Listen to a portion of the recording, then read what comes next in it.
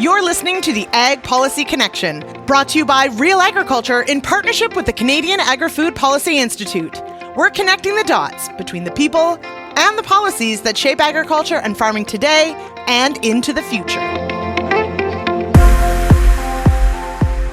Where to begin with the Canadian Wheat Board?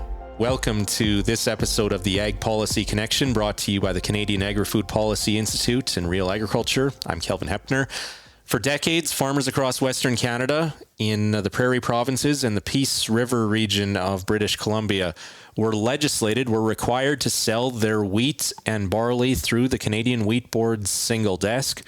This was, in theory, supposed to give the Wheat Board and prairie farmers more market power to negotiate better prices with customers of high-quality Canadian wheat at home and mainly abroad.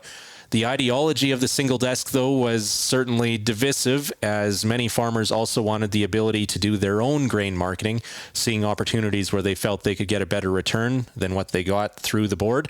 And so in 2011, we saw the Harper Conservatives, led by former Agriculture Minister Gerry Ritz, push ahead with Bill C-18. And so after decades of debate and back and forth between farm groups and individual farmers with different ideological bents, we saw the end of the single desk on August 1st, 2012, which the government dubbed Marketing Freedom Day. Now, there are many different angles we could take in exploring the end of the Wheat Board and the impact on Canadian agriculture, how that continues to this day. For this episode, though, we're going to go behind the scenes and look at some of the politics, what went on behind the scenes from a political perspective at the federal level. Our guests are Gairdner, who now works with Rubicon Strategy. Aaron was Gerry Ritz's chief of staff during this time, and he led much of the internal process to end the Wheat Board single desk. As a reporter, I can say I had the chance to interview Minister Ritz many times during this period, but had never actually spoken to Aaron about his role and his work behind the scenes prior to this conversation. Also joining us is someone who is a familiar face to those who follow federal politics in Canada, but not everyone might realize the connection that he had to the Wheat Board. That is David Herle, longtime Liberal strategist, probably best known for his work in government on Paul Martin's team. For the last number of years, David's built a large following with the Herle Burly and Curse of Politics podcasts, which some of you likely also listen to. David's real job, though, is as a pollster, and as he's going to explain, he used to run the Wheat Board's annual producer surveys. I recall interviewing David every year as the Wheat Board maintained that the majority of permit book holders wanted to maintain the status quo, wanted to keep the status quo.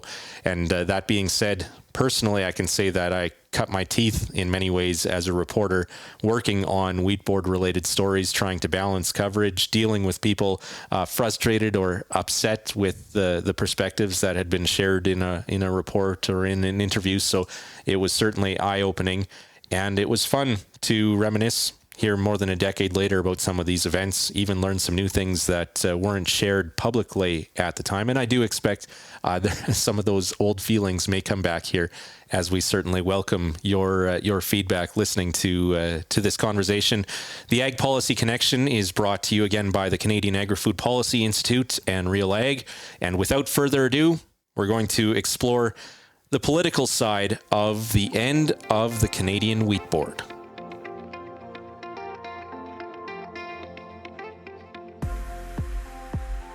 There are, of course, many different angles and perspectives that we can take on the end of the Canadian Wheat Board. I think we have several unique perspectives, though, on our panel for this episode. Some perspectives that maybe haven't been heard before over the last decade plus since the end of the CWB back in 2012. And so to start, I want to welcome David Herle and Gairdner to the Ag Policy Connection. David, why don't we start with you? People might be familiar with you, especially your podcast, the Herle Burly and the Curse of Politics. What was your connection to the Canadian Wheat Board? Well, in my day job, I'm a public opinion researcher and a communications advisor. And so for about 15 years, I did opinion research for the Canadian Wheat Board, conducting an annual survey among Wheat Board permit book holders and doing the odd focus group as well to try to understand where farmers' heads were at. And also Farm Kid from Saskatchewan, right? Also a farm kid from Saskatchewan, that's right. All right. Had some emotional connection to it as well. Oh yeah, well, and that's a big part of this topic and the conversation that we're going to have. Aaron, why don't you bring us up to speed on what your role was, especially in those years, months leading up to 2012 with the end of the single desk. Sure, Kelvin. Thanks for having me. I'd been political chief of staff to the Minister of Agriculture from the year 2008 until the Harper government fell in 2015. Memory's bogging me here. And it sort of come from chief of staff at Foreign Affairs right before that. So I was able to see a lot of the politics up close. So why don't we start? Like you said, Aaron, this is. It's been a few years already, and some of this is doing a bit of a deep dive into our memories. David, what do you recall from kind of the 2000s into that 2012 era? You were, of course, involved in the Liberal federal government prior to the Harper Conservatives coming into power. What do you recall from those days when it came to the Canadian Wheat Board discussion and what the sentiment was in the farm community, in the people that you were polling? Well, it was a really interesting time to be trying to communicate with people because if people are going to cast their minds back, most farmers were never confronted with the choice between the wheat board and an open market, a completely open market. There was a political myth, a fallacy that existed of something called a dual market, in which people could have access to private grain companies if they wanted, but the wheat board would still be there just as it was before, functioning, offering the same services and the same prices as it had been before. And so people could choose between the Canadian Wheat Board or going to the open market. So what I recall most about the 2000s is basically fighting a phantom. A phantom in terms of like this straw man, you mean in terms the of mythical dual market? Yeah. Yes, Aaron, which seemed to have no downside to it. Aaron, do you agree with that? Do you agree with that framing in terms of this dual market being a mythical creation? Well, I won't challenge the phraseology. I think that is in some sense inherently true. I mean, a single desk is just that. If there's no single desk, it's an open market. Though that was the terminology of the time back then. As we were chatting before we got on, it was the political issue had become a symbolic issue well before the legislation to take down the wheat board was passed. It had been a politically symbolic issue for many, many years, starting with the Reform Party, actually, well before the formation of the Conservative Party of Canada. Yeah, I certainly remember in my early days as a reporter just how divisive or polarizing this issue was, and people were either for the wheat board or against it, and there were probably also a quiet majority in the middle that didn't have a strong stance, but they were certainly not the ones who were vocal in terms of media and at farm meetings and that type of thing, and certainly it took a lot of oxygen up as well. David, what did you find in those surveys in terms of where the support for or the opposition to the CWB came from in those surveys that you were doing for the wheat board at the time? Well, just go back to your intro. I'll agree that it was divisive. It was very divisive issue. I won't agree that it was polarizing because, to be honest, opinion among the farm community was never close. In 2011, you had about 65% of CWB permit book holders who wanted the wheat board to continue on as is, and about 30% who wanted an open market instead of the Canadian Wheat Board. So it wasn't close, and those numbers had been frankly growing. I mean, I think that the Conservatives moved on this probably in the nick of time if they wanted to kill it, because a big change happened in the wheat board early in the 1990s, and that was a change in the governance structure from a board that was entirely appointed by the federal government, and therefore an organization in which farmers thought they had no input and no control, to a board of directors that was primarily elected by farmers, and who chose the CEO. And not only did that make farmers feel like they had more in common, they consistently saw the wheat board getting better. at its job. In 2011, if I said to people, is the wheat board making progress or losing ground on maintaining Canada's reputation for high quality wheat, 80% said making progress. If I asked them getting a premium price for Canadian wheat, 71% said they're making progress. So, and they had introduced a number of flexible options for people that wanted to experiment a little bit with more pricing signals and see if they could take advantage of their own read of the market. So the wheat board was actually really quite responding to what it understood to be the pressure out there. But when I say something's very important, and it was said that this issue goes back to Reform Party days. So while most farmers supported the Canadian Wheat Board and preferred it to an open market, there were some farmers who didn't, and they were heavily concentrated in big farmers. So farmers with more than 4 sections of land. A majority of those people, and the majority got higher the bigger the land size was, wanted an open market. People who thought they were running a business thought they could run their business better than the Canadian Wheat Board could.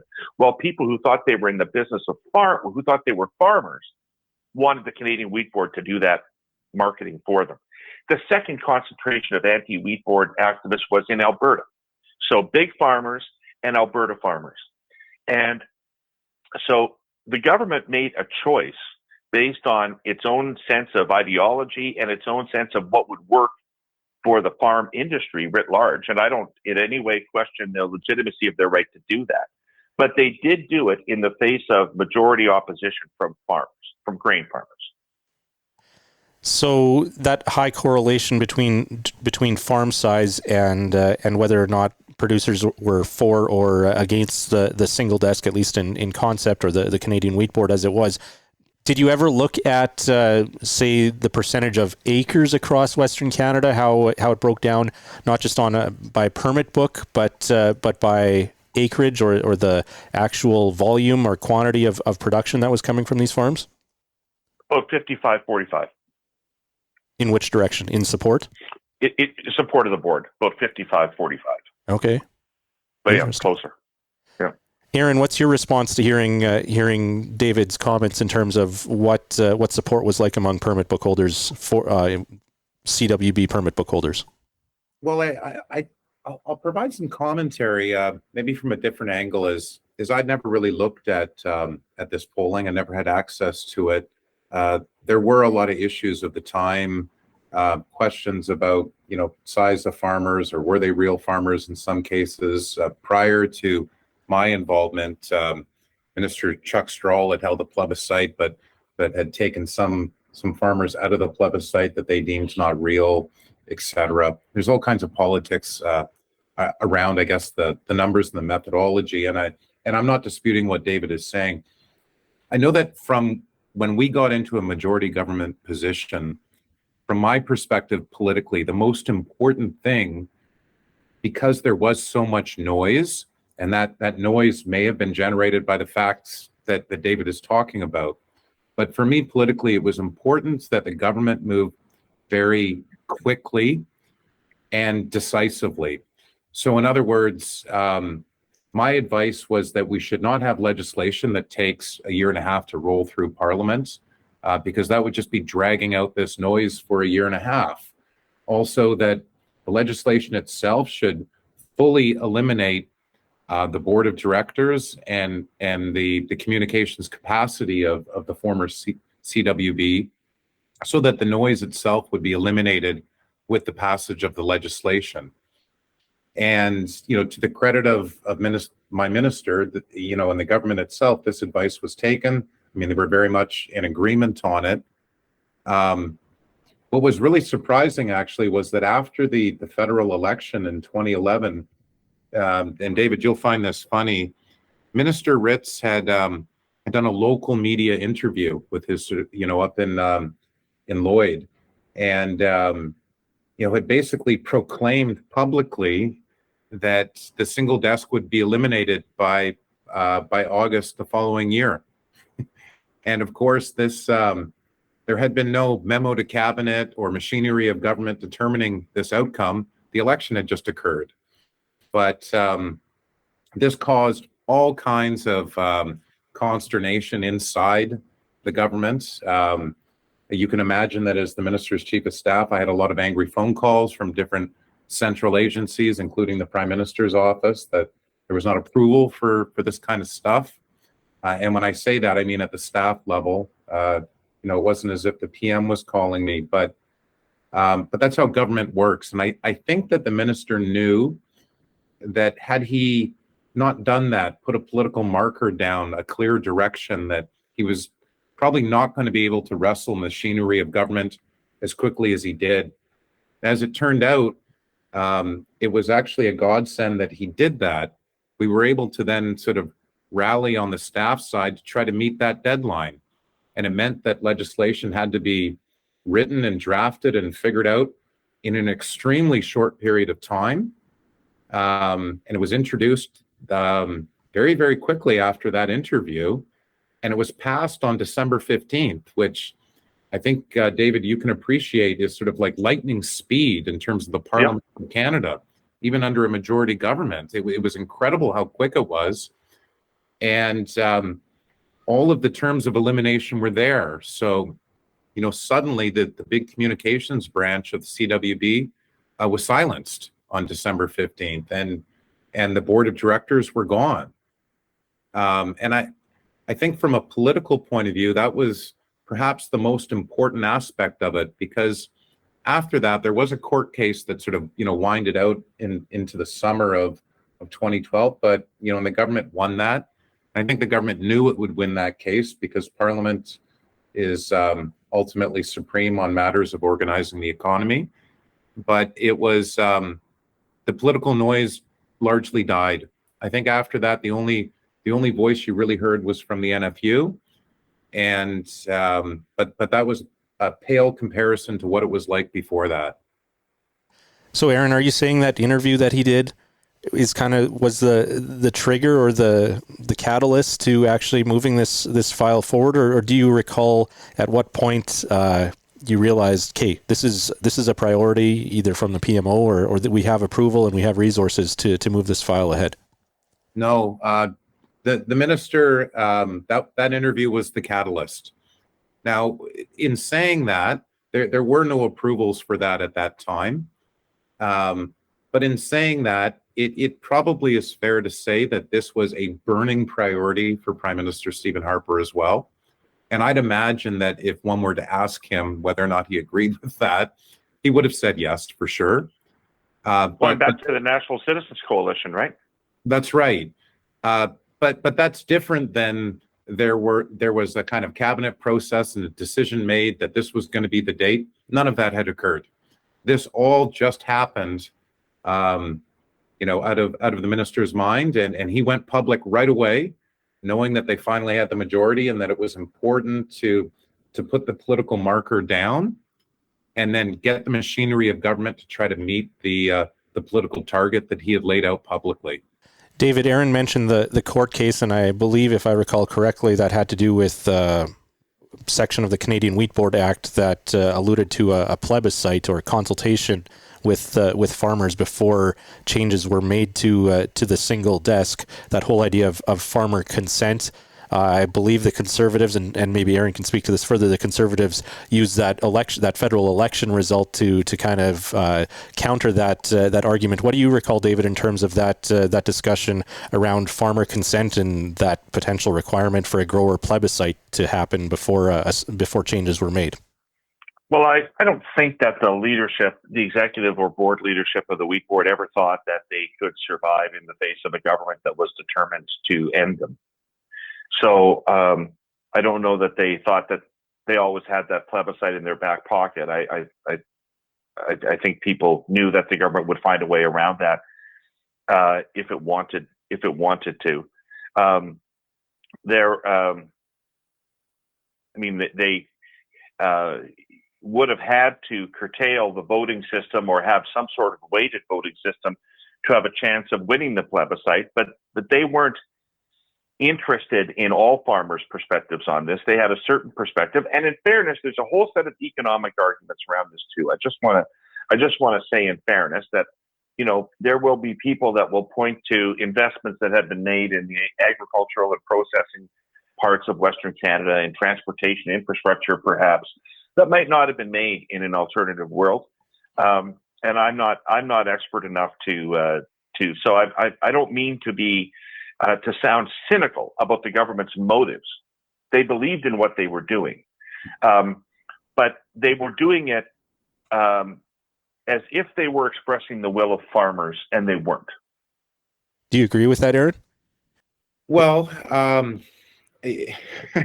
I guess it's fair to say that the government of the day felt like that they were expressing the will of the farmers that were with them. Yeah, I think that's a fair assessment, and some of this again goes back to what David, what you were talking about earlier with who is the permit book holder? Are they active farmers? Who qualifies as a farmer? Who should have? How should everybody's voice be weighted in that discussion? Right, but presumably everybody with between 1 and 4 sections of land is an actual farmer, right? With more than a section of land is an actual farmer. Among that group of people, between 640 and 2,500 acres, 65% wanted the wheat board to stay in place. Yeah. I think to sort of, look at it from a different perspective, but same question, the Conservative caucus at that time, you have to remember, and it's largely the same now, but virtually every rural seat in Manitoba, Saskatchewan, Alberta, and the Peace River area of British Columbia that were under the control of the wheat board, virtually every seat was Conservative.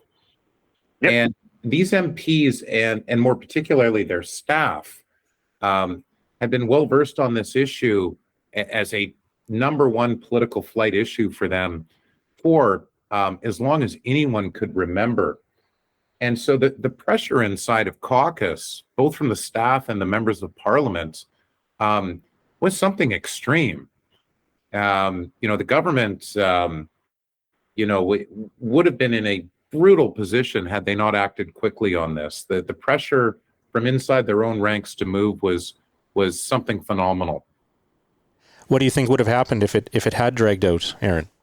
I think the government would have had a lot of egg on their face. There would have been a lot more noise, complaining about it hasn't gone fast enough. The other side, the pro-wheat board side, would have still had a voice, making lots of news in agricultural publications for which all of those MP offices were deeply reading every day. And I think it would have been a political nightmare for the government at that time. Yeah, the wheat board had a survival instinct. Yes, and they were very, very good at it. It was fighting for its survival. Yeah. Yes. And I should say, actually, I've spent some time relooking at things. Some of these actors I met with at the time. Alan Oberg, the former chair of the wheat board, I quite liked him. You would not find a more honest, agricultural player out there than Alan Oberg, and enjoyed meeting with him many, many times. Aaron, do you recall the hiring of Ian White as the CEO brought over from Australia to be the chief executive at the CWB? I don't recall exactly when it was. But I certainly met with Ian many times. Very sharp, nice fellow. He's interesting because they fired Adrian Meisner because he was seen as an opponent, as somebody that was going to fight for the survival of the board. And they brought in a private sector guy from Australia who ultimately became a convert to the wheat board and the single desk. Yeah, I've always wondered, and I know some of the employees in Winnipeg, I've asked them off the record, but I've always wondered and wanted to ask Ian White kind of where he stood, because I think he must have held his cards close to his chest for many of those years during that process. Well, he had a job to do, and he was doing it. But I talked to him a number of times. I know what he thought. He came to realize that the single desk was actually extracting a premium price for wheat. It's important, by the way, just a tiny thing. I just want to say, please, everything I'm saying about the wheat board, I'm saying about wheat.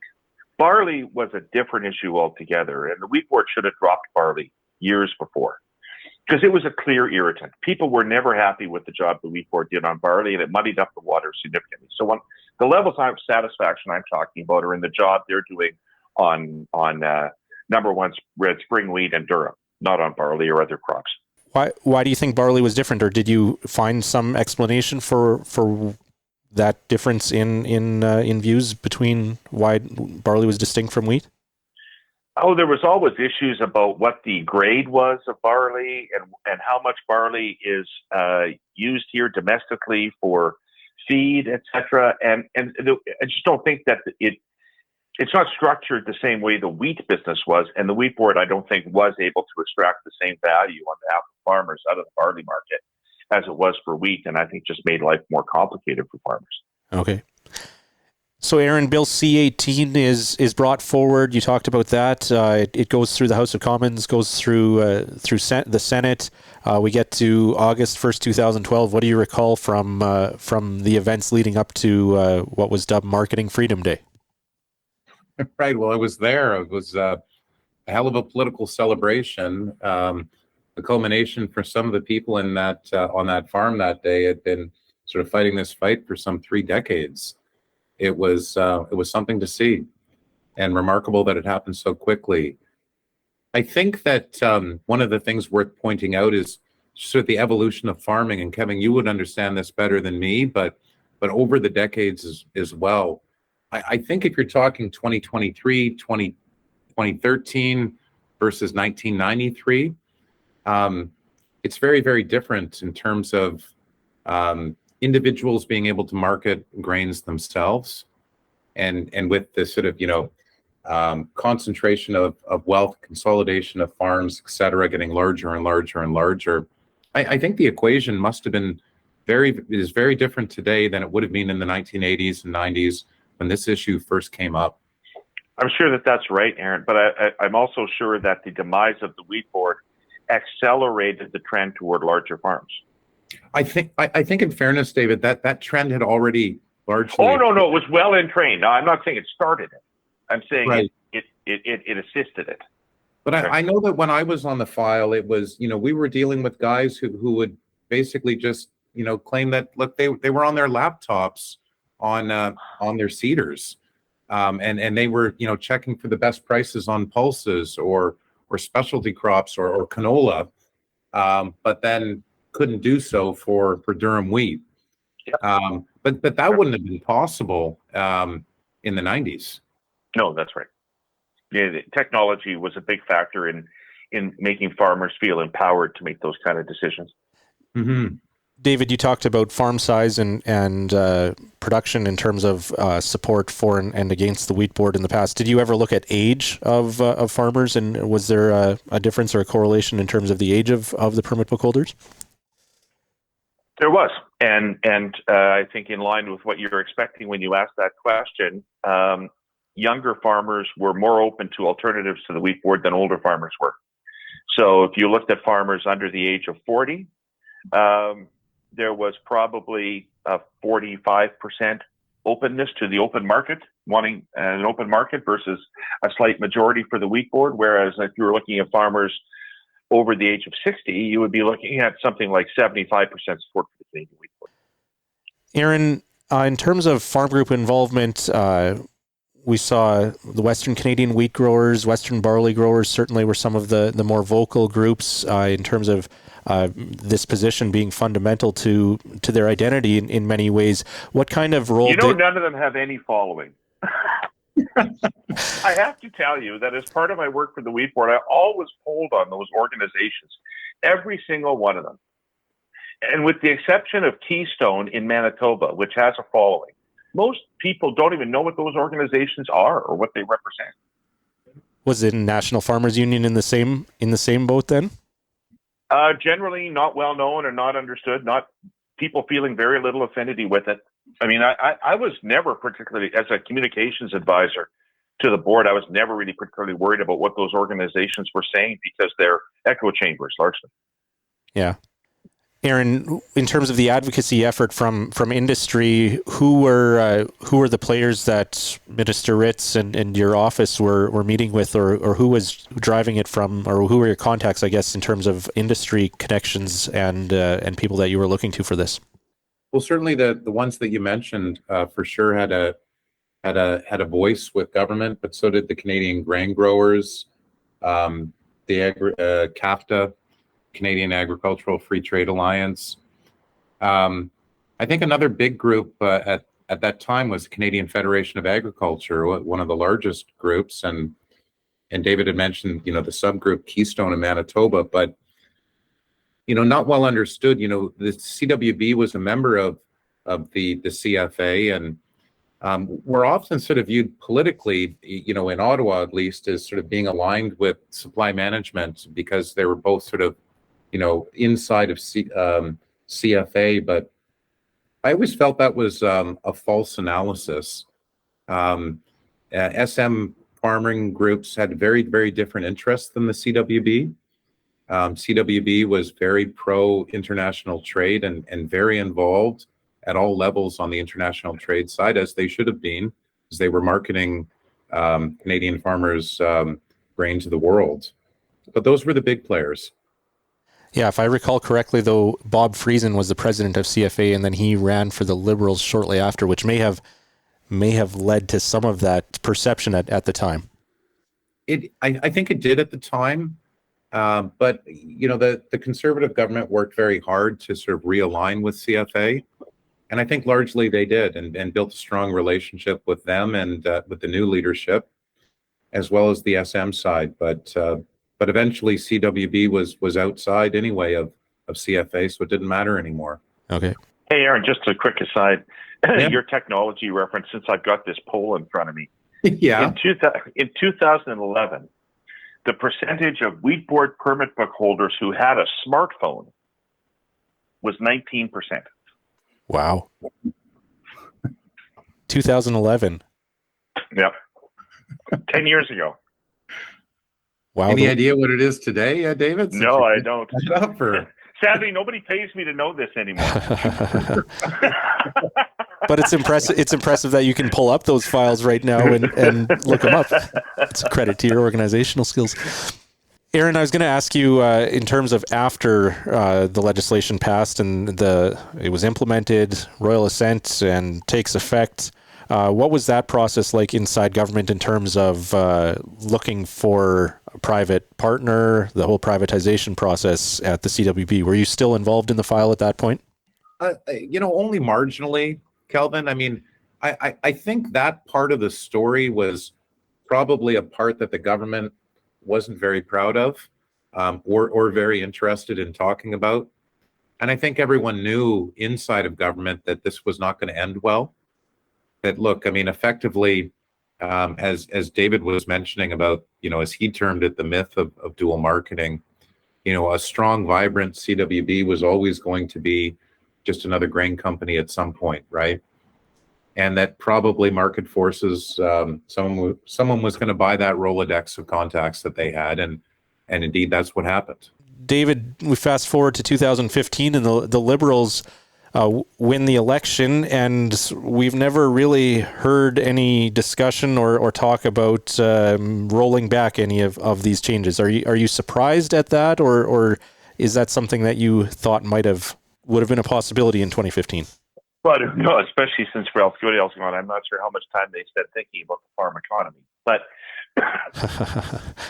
however, to be serious, one of the things that made this decision by the Harper government an unusual one, because it wasn't just a typical policy preference that could be reversed.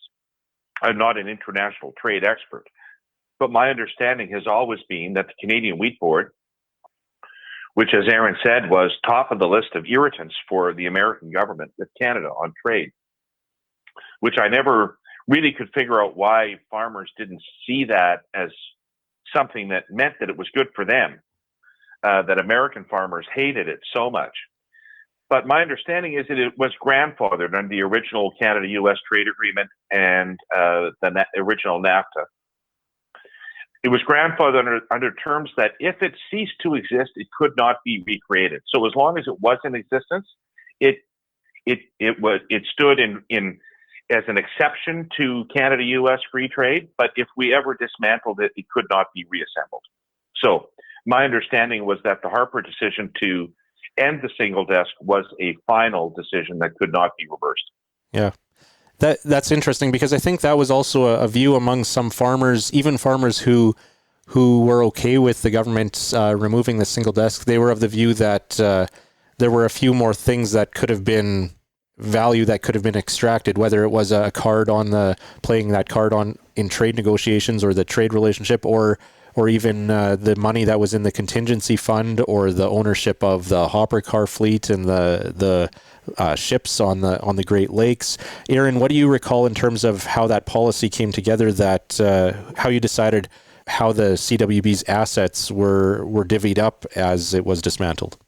Well, just if I can, on the international trade aspect, I mean, I think part of the issue there would have been that most grain farmers, are,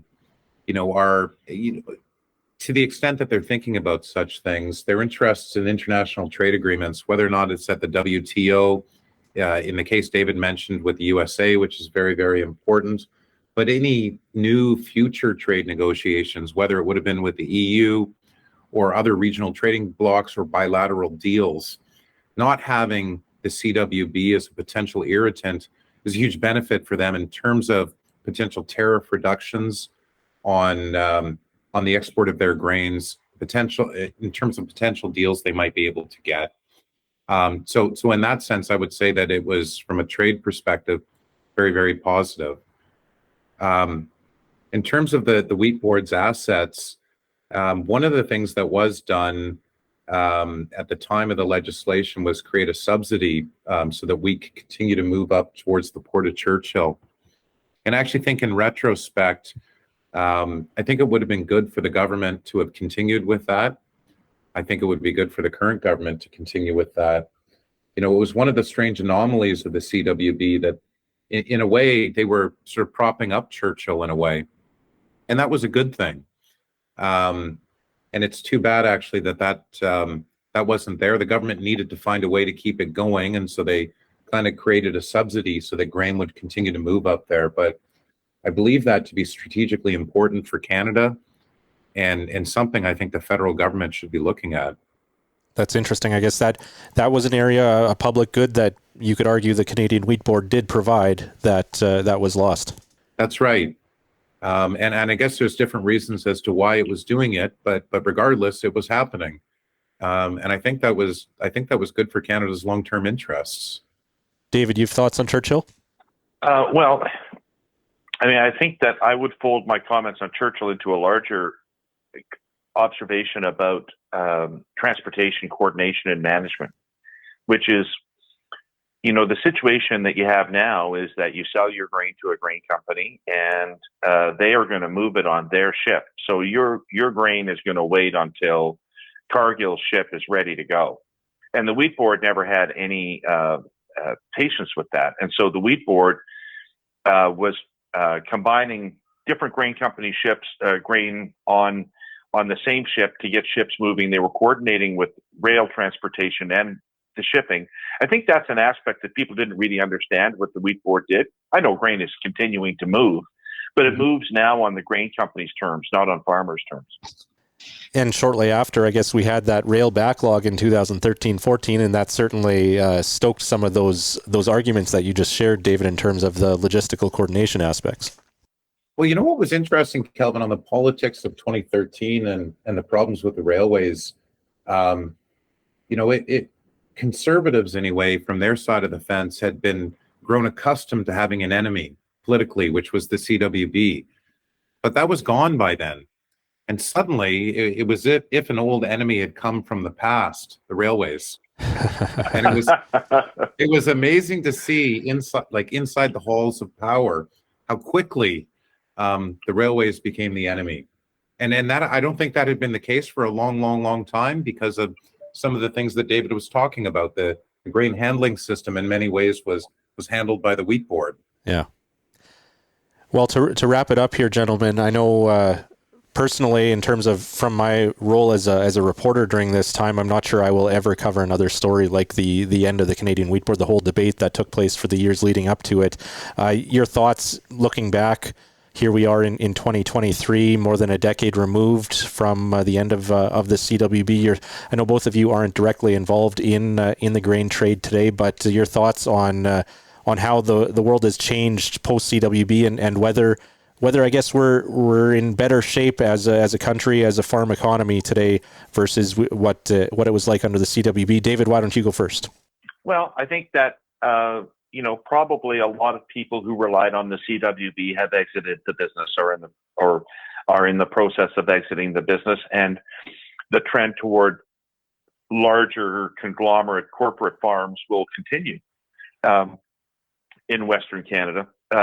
It's the evolution of this from a lifestyle, a way of living, and a way of earning a living into big agribusiness has been going on for a long time. And I've seen the various fights. The fight before the Wheat Board that was critical to this was the fight over the crow rate and the grain transportation subsidy.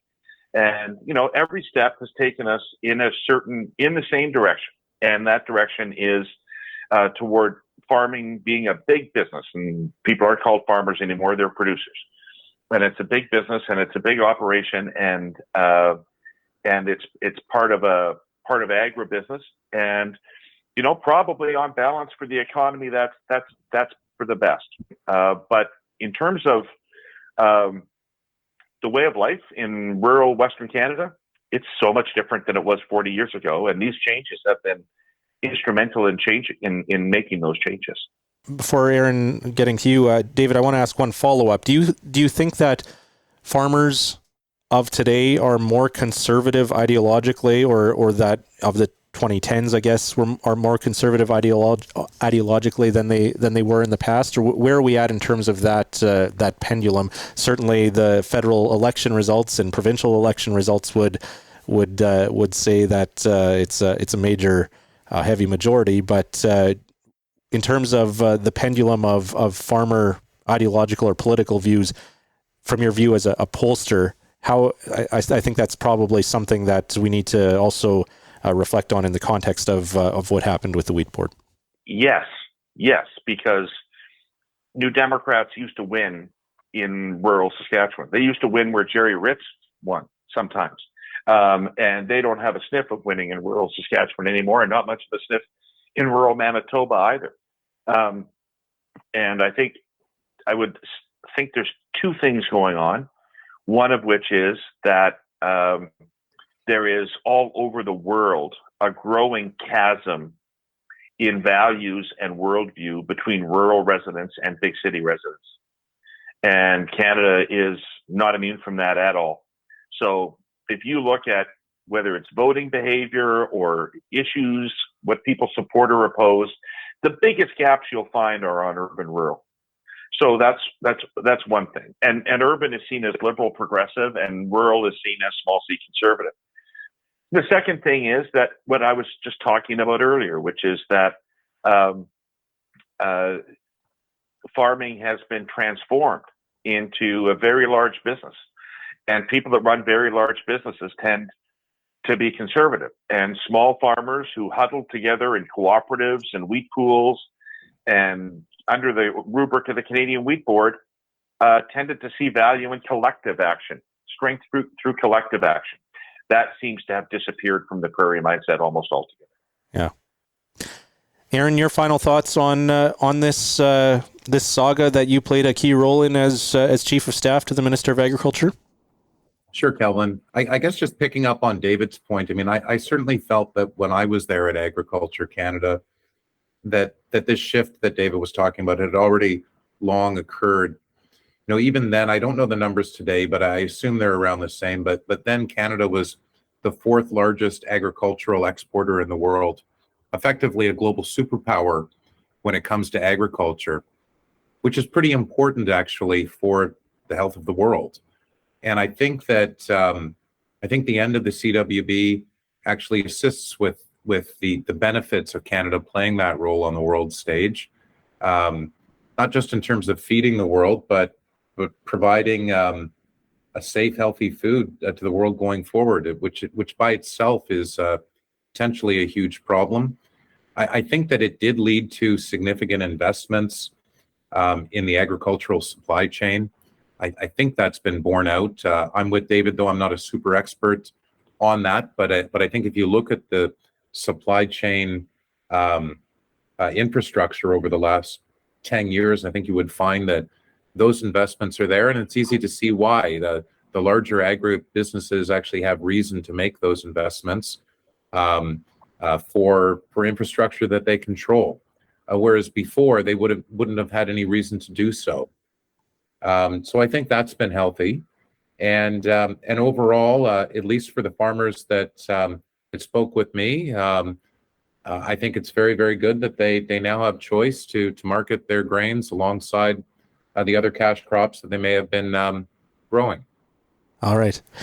Well, I want to say thank you to both of you for the excellent insight and stories, perspective on this massive change that happened now over a decade ago, and you've certainly provided some valuable perspective as we look at what we have now in terms of grain marketing policy in Canada, how we got here, and helping understand that picture today. Thank you both, David and Aaron, for joining us here on the Ag Policy Connection. It's been fun, if disheartening, to reminisce about this. Thank you, Kelvin. It's been great. Yes, thank you, guys. And I should note, David, you said before we hit record, you never thought you'd have to talk about this again. Well, here we are. Thank you for sharing these stories. I appreciate the opportunity, Kelvin. In many ways, I'm surprised we haven't already seen a book or a series of books on the end of the Canadian wheat board. I do expect it will happen, though, at some point, because there are simply so many different stories and twists and turns and perspectives and personalities that were part of that decades-long process that ultimately culminated in 2012 with the end of the single desk and that big event with the Prime Minister at the Waldy farm near Kindersley, Saskatchewan on August 1st, 2012. Certainly we can look back now more than a decade later, and there are things we can say that came to fruition that were expected, and some things that maybe were expected that didn't happen. And certainly an interesting time, and it was fun to look back on it with both Aaron and David. If you have any feedback, if this brings back some of those old feelings, my email address is khepner@realagriculture.com. If this is the first episode that you've listened to, you can find all of our Ag Policy Connection episodes on Real Agriculture, also on Spotify, Apple Music, wherever you listen to podcasts. Thanks again to the Canadian Agri-Food Policy Institute for partnering with us on this project. And most of all, thank you for joining us as we discuss and try to connect the dots on the big policy issues in agriculture right here on the Ag Policy Connection.